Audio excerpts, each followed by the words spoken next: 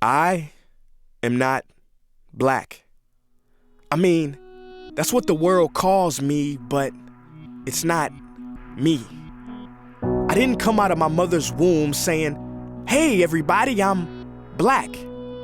No, I was taught to be black, and you were taught to call me that, along with whatever you call yourself. It's just a label. See, from birth, the world force feeds us these labels, and eventually we all swallow them. We digest and accept the labels, never ever doubting them. But there's one problem. Labels are not you, and labels are not me. Labels are just labels. But who we truly are is not skin deep. See, when I drive my car, no one would ever confuse the car for me. Well, when I drive my body, why do you confuse me for my body? It's my body. Get it?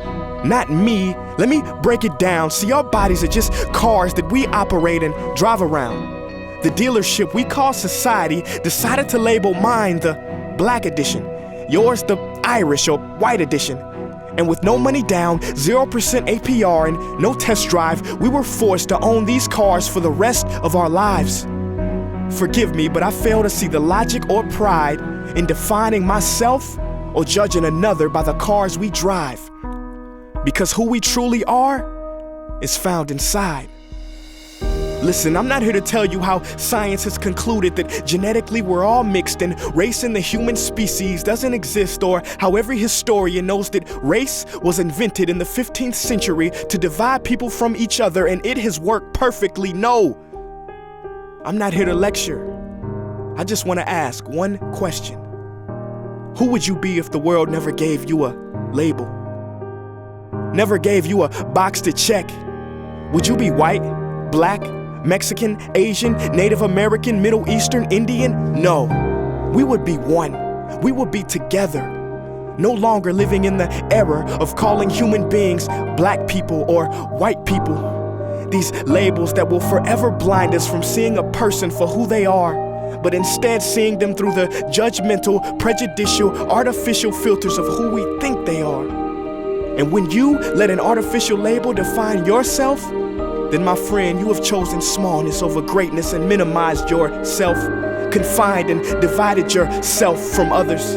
And it is an undeniable fact that where there is division, there will be conflict, and conflict starts wars. Therefore, every war has started over labels. It's always us versus them. So the answer to war, racism, sexism, and every other ism is so simple that every politician has missed it. It's the labels. We must rip them off. Isn't it funny how no baby is born racist, yet every baby cries when they hear the cries of another?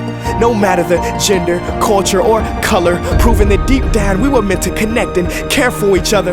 That is our mission, and that is not my opinion. That is the truth in a world that has sold us fiction. Please listen, labels only distort our vision, which is why half of those watching this will dismiss it or feel resistance and conflicted. But just remember, so did the caterpillar before it broke through its shell and became the magnificent butterfly. Well, these labels are our shells, and we must do the same thing so we can finally spread our wings. Human beings were not meant to be slapped with labels like groceries and supermarkets. DNA cannot be regulated by the FDA. We were meant to be free, and only until we remove them all and stop living and thinking so small will we be free to see ourselves and each other for who we truly are.